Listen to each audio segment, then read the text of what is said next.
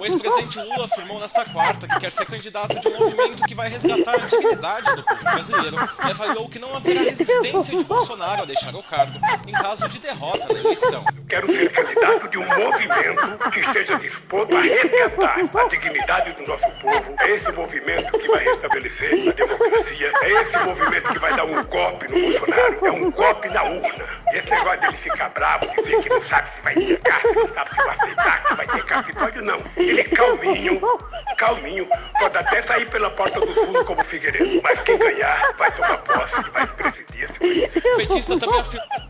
Jair Bolsonaro, para se defender da condenação de inelegibilidade, ele utilizou uma fala do ex-ministro da Educação do governo Dilma, atual presidente da Sociedade Brasileira para o Progresso da Ciência, o Renato Giannini Ribeiro. Uma frase dele que foi dita na quarta-feira, que uma fraude eleitoral em 2018 levou ao poder quem jamais ganharia eleições livres e limpas. Essa declaração foi dada durante um evento do governo em homenagem ao Dia da Ciência e do Pesquisador. Inclusive, a cerimônia contou com a presença de Lula e outros ministros. Vamos relembrar esse dia e ver, justamente, ouvir e assistir essa fala de Renato Giannini Ribeiro.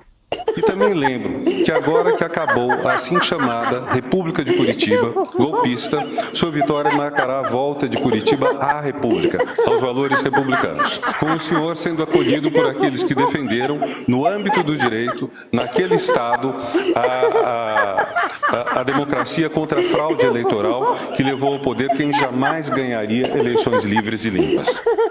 Em evento no Palácio do Planalto, o senhor Renato Giannini Ribeiro, presidente do SBPC e ex-ministro Dilma, declarou, abre aspas, houve fraude eleitoral que levou ao poder quem jamais ganharia eleições limpas e livres, referindo-se às eleições de 2018, como você verá a seguir. Curiosamente, esse inquérito até hoje está em aberto. E foi esse inquérito o qual eu explanei numa reunião com embaixadores que serviu de base para que eu me tornasse inelegível. Houve fraude ou não em 2018? Eu espero que o senhor Giannini, com a força que ele demonstra ter, junto ao presidente da República e ao ministro da Justiça, façam que esse inquérito seja concluído, para que essa dúvida se dissipe de vez. Vocês vão ter uma surpresa. Eu só não falo sobre o inquérito, porque atualmente ele tem o carimbo de sigiloso. Muito obrigado pelo convite, Fabiola. Prazer em ver você, Josias e Matheus de novo. Na verdade, como você mesma disse, Fabiola, ele deturpou o que eu disse. Ele tentou puxar o assunto, que era como que uma fraude levou à exclusão do principal candidato das eleições de 2018, que era Lula, que era o favorito, segundo as pesquisas de opinião. Como uma fraude retirou esse nome da cédula eleitoral e permitiu, então, a vitória dele, Bolsonaro. E ele tenta inverter isso para dizer que teria havido fraude, tirando votos dele, Bolsonaro, que é um tema que ele levanta há vários anos.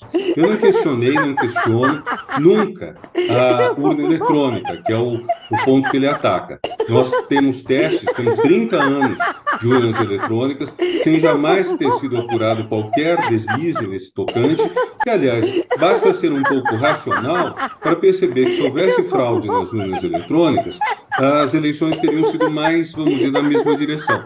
Por exemplo, o PT ganhou 5 eleições presidenciais, perdendo na maior parte dos estados. Se a fraude beneficiasse o PT, ele teria entre os seus candidatos muito mais estados.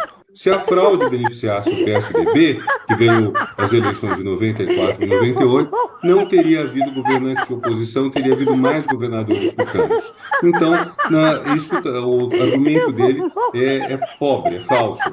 Agora, o que eu disse? O que eu disse é simplesmente o seguinte: apenas o que o Supremo Tribunal Federal decidiu. O Supremo Tribunal Federal declarou nulos os processos e as condenações contra o ex-presidente na época, hoje de novo presidente Lula, porque o juízo foi parcial, porque houve uma articulação entre o juiz da vara de Curitiba e a promotoria, coisa que não pode haver. É um princípio básico do direito, a presunção de inocência, primeiro, e segundo, que o juiz tem que ser imparcial. Eu lembro até aquela série de TV americana, Law and Order, que eu gosto muito, há um episódio em que o promotor pede que cassem a palavra do advogado de defesa e o juiz diz: não, eu vou dar mais latitude à defesa do que à acusação, porque é muito grave uma condenação e ela só pode ser feita com muita convicção, com muita certeza, com provas.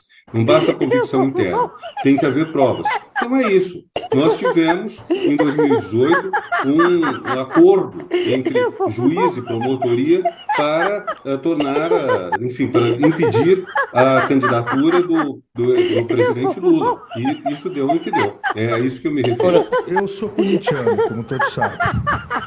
Até hoje, eu contesto a vitória do Internacional contra o Corinthians em 1976. Aquela bola que bateu na trave e bateu fora e foi dado gol.